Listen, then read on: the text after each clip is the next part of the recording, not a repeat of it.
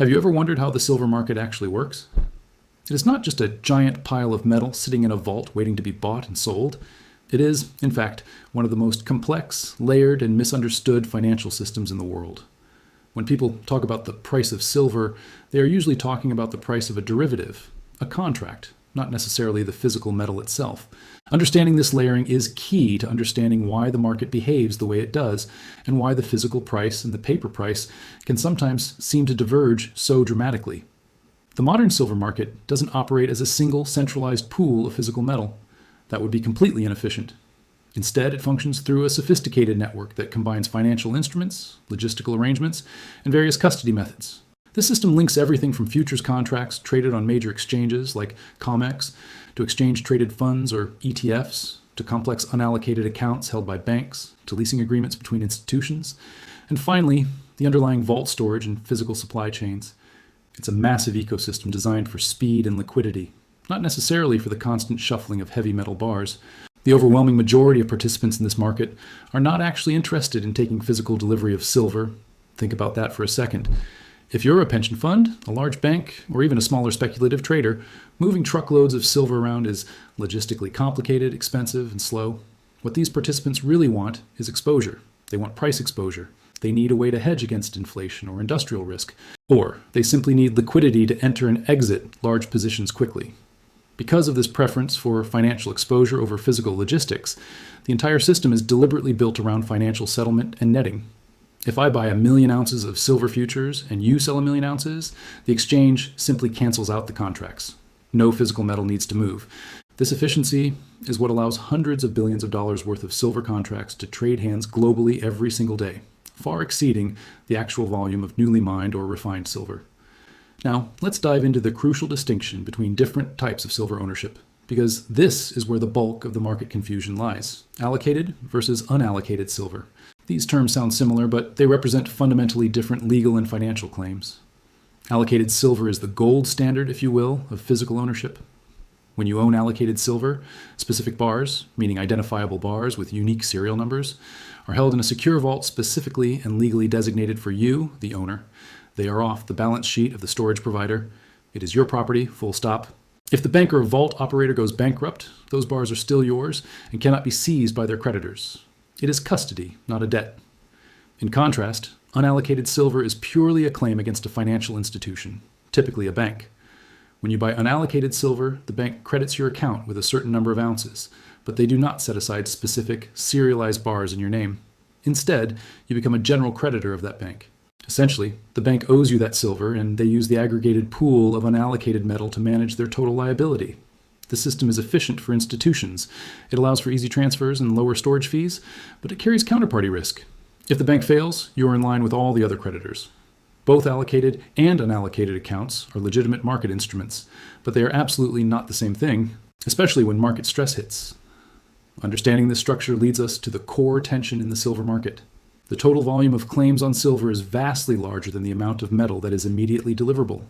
This disparity is often cited by critics as proof of manipulation or a broken system. While the risks are real, the structure itself is not necessarily unusual or deceptive. This is exactly how modern commodity and fractional reserve financial systems function globally. Take any successful bank. The deposits they hold are far greater than the cash they keep in the vault. They rely on the statistical probability that only a small percentage of depositors will ever demand their cash back simultaneously. The silver market works on the same principle, only instead of cash, it's metal. The financial system relies on the assumption that the vast majority of participants, the speculators, the hedgers, and the funds, will be perfectly happy to settle their positions financially, either by selling their futures contract or transferring their paper claims, rather than insisting on physical delivery. This system remains stable and liquid as long as that psychological contract holds true. It works smoothly provided that only a small, manageable percentage of participants ever demand physical metal. When financial markets are functioning normally, the structure allows for incredible price discovery, liquidity, and risk transfer.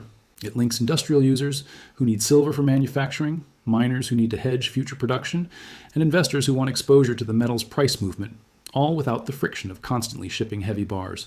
However, the risk surfaces when that assumption breaks down.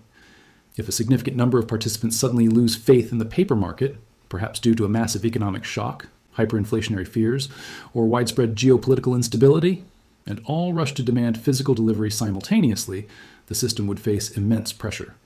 The limited amount of highly accessible, deliverable physical metal would become incredibly strained, potentially leading to massive premiums over the paper price, and delivery delays or failures for those holding purely unallocated or contract claims. It's important to remember that this dynamic isn't unique to silver. The gold market, oil futures, and even the market for corporate bonds operate under similar layered structures, where the total contractual exposure significantly outweighs the instantly available physical underlying asset. It's a mechanism for efficiency, but it inherently introduces leverage and counterparty risk. So, the next time you see the price of silver fluctuating on your screen, remember that you're looking at the result of a massive layered financial ecosystem. You're seeing the price of financial claims, futures contracts, and unallocated credits, which are all related to, but distinct from, the finite supply of physical, allocated silver bars locked securely in a vault. Understanding this difference is the difference between being a casual observer and being an informed participant in the market.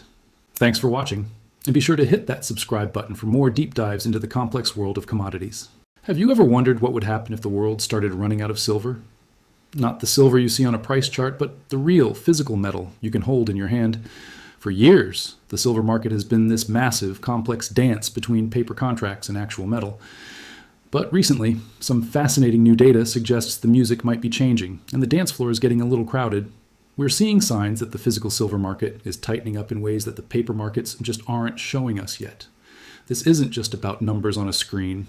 It's about the tangible supply of a metal crucial for everything from our smartphones to the green energy revolution. So, what's really going on behind the scenes? Are we on the verge of a historic silver squeeze, or is this just a temporary blip? Today, we're going to dive deep into the evidence, connect the dots, and explore what a potential physical silver shortage could mean for investors, industries, and the global economy. Stick around, because the story of silver is getting more interesting than ever. Let's start by breaking down this idea of a shifting balance.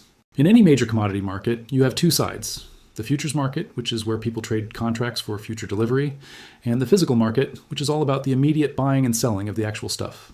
For a long time, these two worlds have been more or less in sync. Large stockpiles of silver sitting in vaults, like those in London and at the COMEX exchange, have acted as a buffer, ensuring that anyone who wanted physical silver could get it, and that the price of a contract was closely tied to the price of a real bar. This system relies on confidence, the belief that the paper claims can always be backed by physical metal. But what if that confidence starts to erode? What if the physical buffer isn't as big as we thought? That's the core of what we're exploring today. One of the most direct and telling signs is something called the premium. A premium is simply the extra amount you have to pay to get your hands on physical silver right now, compared to the price quoted on a futures exchange. Think of it like paying extra for express shipping. If you need it now, you pay more. For a long time, these premiums were pretty low and stable. But recently, in several key regions around the world, physical silver premiums have been rising. In some cases, they've risen significantly above the futures price. This tells us something very important. Buyers are willing to pay more to secure immediate delivery. Why would they do that? Because they're finding it harder to source the metal through normal channels. It's a classic supply and demand signal. When demand for the immediate product outstrips the readily available supply, the price for that immediate product goes up. This isn't just a niche observation. It's a global trend that suggests the immediate supply of silver is much tighter than the paper markets are letting on. Another piece of the puzzle can be found in what are known as lease rates. Now, this gets a bit technical, but it's a crucial indicator. Large institutions like banks and refineries often need to borrow physical silver for short periods. The interest rate they pay to borrow that metal is the lease rate. When there's plenty of silver available to be loaned out, lease rates are very low, sometimes even negative. However, over the past year or so, we've seen intermittent spikes in these lease rates. A sudden jump in the cost to borrow silver means one thing. The pool of metal available for lending is shrinking. It suggests that the owners of that silver are less willing to part with it, even for a short time, perhaps because they need it themselves or they anticipate it will be more valuable in the future. These spikes might not be constant, but their increasing frequency is a warning sign that the readily available liquid silver in the system is becoming less abundant. It's like trying to rent a car on a holiday weekend. Suddenly, there are fewer cars available and the rental prices shoot up. The same principle is at play in the silver market. Of course, the most obvious place to look for a shortage is in the vaults themselves. So, what do the inventory numbers say? At first glance, the data might not seem too alarming. We have seen a modest decline in the total silver held in major vaults like the LBMA in London and the COMEX in New York. A modest decline isn't a crisis, right? But here's where we need to look closer. The headline number, the total amount of silver in the vault, is incredibly misleading. A huge portion of that silver isn't actually available for sale on the open market. Much of it is legally owned by exchange-traded funds, or ETFs. When you buy a share of a silver ETF, that fund is supposed to go out and buy a corresponding amount of physical silver and store it in a vault. That silver belongs to the ETF shareholders. It can't be sold to an industrial user or another investor. Another chunk of vault silver is tied up in those lease agreements we just talked about. And yet another portion is already earmarked for specific industrial users who have long-term contracts. When you subtract all of this encumbered metal, the amount of eligible silver, the silver that's actually available for delivery to new buyers, is a much, much smaller number. And it's this eligible category that has seen the more significant declines. So while the total inventory looks high, the amount of silver that can actually be used to meet new demand is shrinking. It's like looking at a full parking garage, but then realizing most of the spots are reserved. The number of available spots is what really matters. And in the silver market, the number of available bars is getting smaller. This discrepancy between the headline number and the true available supply is one of the biggest hidden stories in the silver market today. While all of this is happening on the supply side, demand is telling a very different and very powerful story. We're not just talking about people buying coins and bars as an investment. We're talking about structural, non-negotiable industrial demand. Silver is a critical component in some of the fastest growing sectors of our economy. The solar industry is a massive consumer. Every single solar panel contains silver. As the world pushes for more renewable energy, the demand for silver in photovoltaics is exploding. Then there's the electronics industry. Your smartphone, your laptop, your car's infotainment system, they all rely on silver for its incredible conductivity. And it doesn't stop there. 5G technology, electric vehicles, and advanced manufacturing processes all require silver. Here's the crucial point about industrial demand. It's incredibly rigid. An investor might decide not to buy silver if the price goes up. They can wait or buy something else. But a solar panel manufacturer can't just stop making panels because silver gets expensive. They can easily substitute it with another metal in the short term because silver's properties are unique. They need the physical metal, and they need it now to keep their production lines running. This makes industrial demand inelastic, meaning it doesn't change much even when the price changes. This non-stop growing demand from industry is putting constant pressure on a physical supply that, as we've seen, is becoming more and more constrained. It's a classic squeeze scenario, inflexible demand meeting an increasingly fragile supply. So let's put all the pieces together. We have rising physical premiums, indicating a scramble for immediate delivery. We have spiking lease rates, suggesting less metal is available for borrowing. We have declining vault inventories, especially when you look at the truly available metal, not the headline number. And all of this is happening against a backdrop of powerful, relentless, and growing industrial demand from sectors that are critical to our future. None of these signals, taken alone, would be enough to declare a full-blown shortage. But when you see them all happening at the same time, they paint a very compelling picture. They suggest that the physical availability of silver is much more constrained than the mainstream financial markets imply. The paper market might still look calm on the surface, but underneath, the physical foundations are showing signs of stress. What does this all mean for you, whether you're an investor or just someone curious about the economy? If this trend continues, we could see a major divergence between the paper price of silver and the physical price. It could become much more expensive and difficult to get your hands on actual silver bars and coins. For industries that rely on silver, it could mean supply chain disruptions and higher costs, which could eventually be passed on to consumers. For investors, it highlights the growing importance of owning physical metal rather than just paper contracts or unallocated accounts. This isn't about predicting a specific price target or telling you to rush out and buy silver. It's about understanding a fundamental shift that's happening in a critical global market. The quiet story of silver's physical tightening could soon become a very loud one. The clues are all there. You just have to know where to look. Thank you so much for joining me on this deep dive into the silver market. It's a complex topic, but I hope this breakdown helps you see the bigger picture. If you found this information valuable, please hit that like button and subscribe to the channel for more content like this. And I'd love to hear your thoughts in the comments below. Do you think a physical silver shortage is on the horizon? Let's continue the conversation. Thanks again for watching, and I'll see you in the next video. Hey everyone, welcome back to the channel. Today, we need to talk about silver. It's a market that generates incredible passion and often intense debate, especially regarding the relationship between the paper market and the physical metal. We see headlines all the time suggesting the system is on the verge of breaking, or that massive paper claims inherently mean imminent failure. But what if I told you that the silver market, despite its volatility and complexity, actually has several built-in powerful mechanisms designed specifically to absorb and manage these types of systemic pressures.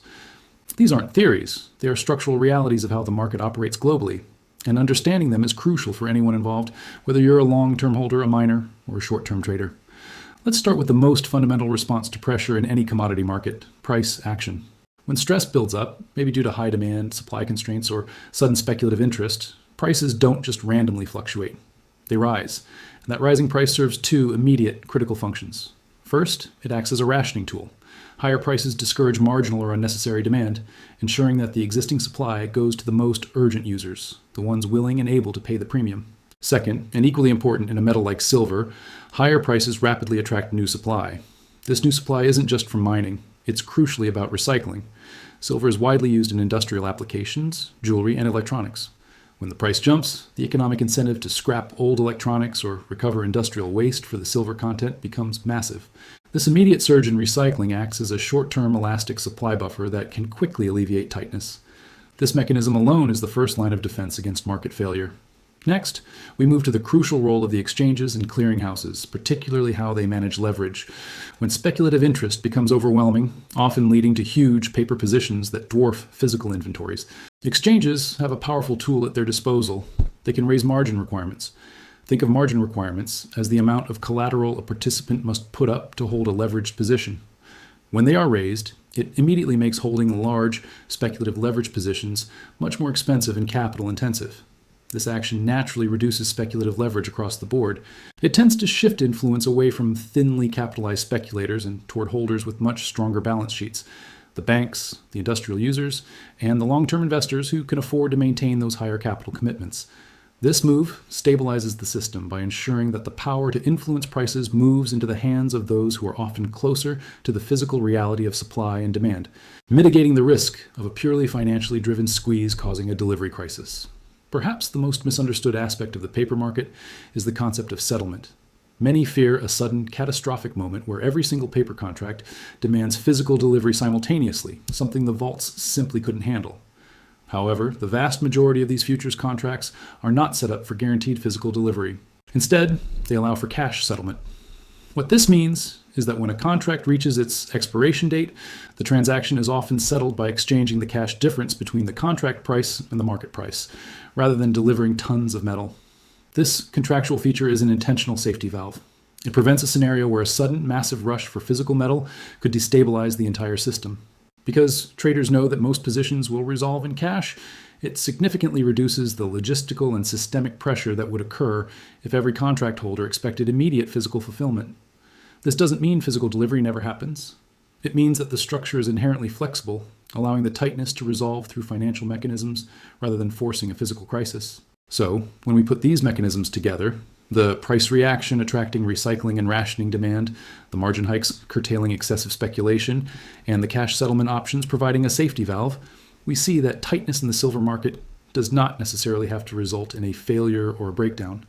Instead, it resolves itself through adjustment. This adjustment can manifest in several ways: higher prices, certainly, but also longer delivery times for physical metal, shifts in contract terms and premiums, or changing participation patterns as speculative money leaves and strong hands enter. This brings us to what truly matters and what everyone needs to pay attention to. The critical factor is not the sheer total size of the paper claims relative to the physical ounces in the vault. That number is always going to look huge and concerning in a leveraged financial market. What matters most, the real trigger for systemic stress, is whether a critical mass of participants suddenly begin seeking physical fulfillment at the exact same time.